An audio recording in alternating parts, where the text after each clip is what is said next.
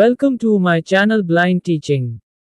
दिव्यांगजनों के संबंध में राष्ट्र की कल्याणकारी नीतियां। भूमिका।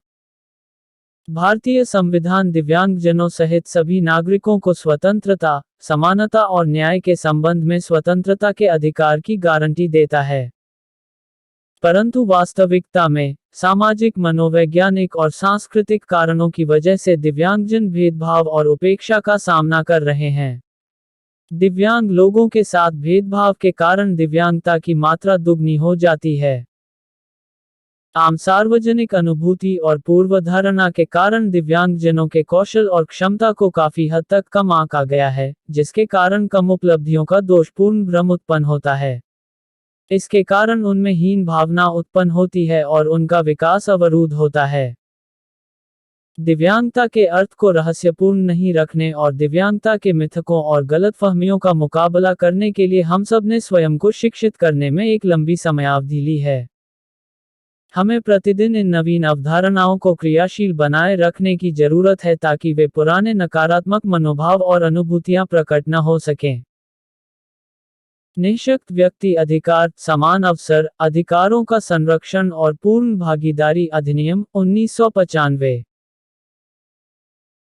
स्वतंत्रता के बाद से लेकर निःशक्त व्यक्ति अधिकार, समान अवसर, अधिकारों का संरक्षण और पूर्ण भागीदारी अधिनियम 1995 के अधिनियमित होने तक दिव्यांगजनों के अधिकारों पर अधिक ध्यान केंद्रित नहीं किया गया।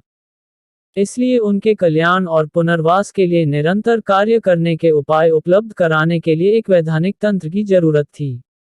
यह अधिनियम सुगम्यता, नौकरियों में आरक्षण, स्वास्थ्य, शिक्षा और पुनर्वास पर केंद्रित रहा है। दिव्यांगजनों के कल्याण और सशक्तिकरण हेतु विभाग। नीतिगत मामलों और क्रियाकलापों के सार्थक रुझानों पर ध्यान केंद्रित करने और दिव्यांगजनों के कल्याण और सशक्तिकरण के उद्देश्य से 12 मई 2012 को सामाजिक न्याय और अधिकारिता मंत्रालय में से दिव्यांगजन सशक्तिकरण विभाग को अलग विभाग बनाया गया। विभाग की कल्पना है एक समस्त समावेशी समाज का निर्माण करना जिसमें दिव्यांगजनों की उन्नति और विकास के लिए समान अवसर उपलब्ध कराए जाते हैं ताकि वे सृजनात्मक, सुरक्षित और प्रतिष्ठित जीवन जी सकें। दिव्यांगजन अधिकार अधिनियम 2016। निःशक्त व्यक्ति अधिकार, समान अवसर, अधिकारों का संरक्षण और पूर्ण भागीदारी अधिनियम 1995 के प्रावधानों के अनुरूप दोहरे उद्देश्यों सहित उसके सही कार्यान्वयन को सुनिश्चित करने के लिए भी केंद्र सरकार ने दिव्यांगजन अधिकार अधिनियम 2016 को अधिनियमित किया, जो 19 अप्रैल 2017 से प्रभाव में आया है। यह अधिनियम समावेशी शिक्षा को बढ़ावा देने, पर्याप्त सामाजिक सुरक्षा, रोजगार और पुनर्वास के माध्यम से दिव्यांगजन के पूर्ण और प्रभावी समावेश को सुनिश्चित करने के उपाय उपलब्ध कराता है। सहायक यंत्रों उपकरणों की खरीद फिटिंग के लिए दिव्यांगजनों को सहायता एडिप स्कीम। सहायक यंत्रों उपकरणों की खरीद फिटिंग के लिए दिव्यांगजनों को सहायता एडिप स्कीम के तहत पिछले 3 वर्ष के दौरान 5,624 कैंपों के माध्यम से 7.60 लाख लाभार्थियों को लाभ पहुंचाने के लिए 465.85 करोड़ रुपए की अनुदान सहायता का उपयोग किया गया। योजना के अंतर्गत देश भर में सुपात्र दिव्यांगजनों को 3,730 मोटरयुक्त तिपहिया साइकिलें वितरित की गई। 248 मेगा कैंप, विशेष कैंपों का आयोजन किया गया, जिनमें एडिप योजना के अंतर्गत सहायक यंत्रों उपकरणों के वितरण के लिए 27 राज्यों को कवर किया गया। बच्चों की श्रवण दिव्यांगता पर कार्य। बच्चों की श्रवण दिव्यांगता पर काबू करने के लिए कोक्लियर इम्प्लांट सर्जरियों के उद्देश्य से देश भर में 172 अस्पतालों को पैनलबद्ध किया गया। आज की तारीख में 839 कोक्लियर इम्प्लांट सर्जरियां सफलतापूर्वक पूरी की गई है और उनके पुनर्वास का कार्य चल रहा है। शैक्षिकी सशक्तिकरण। शैक्षिकी सशक्तिकरण के अंतर्गत कक्षा 9 से एमफिल पीएचडी स्तर के छात्रों सहित और विदेशों में अध्ययन हेतु सरकार 5 छात्रवृत्ति योजनाएं, नामतः प्री मैट्रिक छात्रवृत्ति योजना, पोस्ट मैट्रिक छात्रवृत्ति योजना, उच्च श्रेणी छात्रवृत्ति, दिव्यांगजनों के लिए राष्ट्रीय फेलोशिप और राष्ट्रीय छात्रवृत्ति योजना और समुद्रपारीय छात्रवृत्ति योजनाएं कार्यान्वित हो रही हैं। भारतीय संकेत भाषा अनुसंधान एवं प्रशिक्षण केंद्र। सरकार ने भारतीय संकेत भाषा अनुसंधान एवं प्रशिक्षण केंद्र ISLRTC ओखला, दिल्ली की स्थापना की है।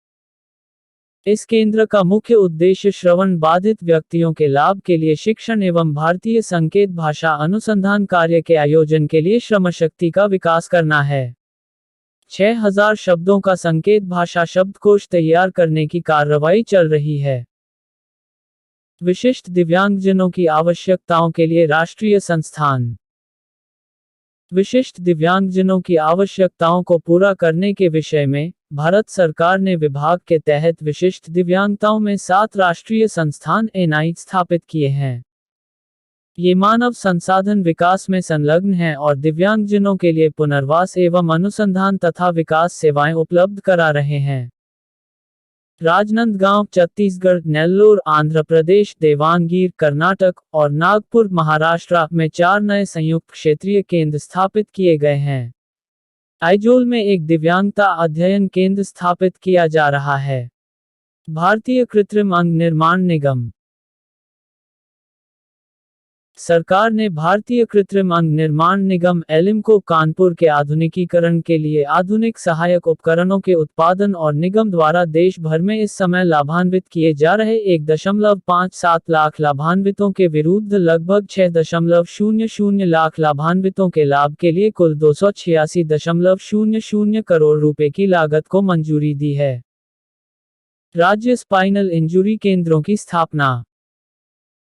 नई पहलों में सरकार राज्य स्पाइनल इंजुरी केंद्रों की स्थापना की सुविधा प्रदान करने के लिए राज्य स्तर पर स्पाइनल इंजुरी के समेकित प्रबंधन हेतु ध्यान केंद्रित कर रही है। योजना के अंतर्गत राज्य राजधानी संघ राज्य क्षेत्रों के जिला अस्पताल से संबद्ध 12 बेड वाले समर्पित व्यापक पुनर्वास केंद्र स्थापित किए जाएंगे। सरकार दिव्यांगता खेलों के लिए 3 केंद्रों अर्थात जीरकपुर पंजाब, विशाखापट्टनम आंध्र प्रदेश और ग्वालियर मध्य प्रदेश में स्थापित करने का भी प्रस्ताव है। सिविल सोसाइटीज की भागीदारी। सरकार का मानना है कि सभी फंडधारकों, राज्य सरकारों, गैर सरकारी संगठनों, सिविल सोसाइटीज की भागीदारी भी होनी चाहिए ताकि विभाग द्वारा चलाए जा रहे कार्यक्रमों, कल्याणकारी योजनाओं को बढ़ावा देने तथा दिव्यांगजनों को समाज में स्वतंत्र और प्रतिष्ठित ढंग से जीवन जीने के अवसर प्रदान किए जा सकें। यदि आपको फ्यूचर में कुछ बनना है तो ब्लाइंड टीचिंग चैनल को सब्सक्राइब कर लीजिए। Thank you friends. Subscribe my channel.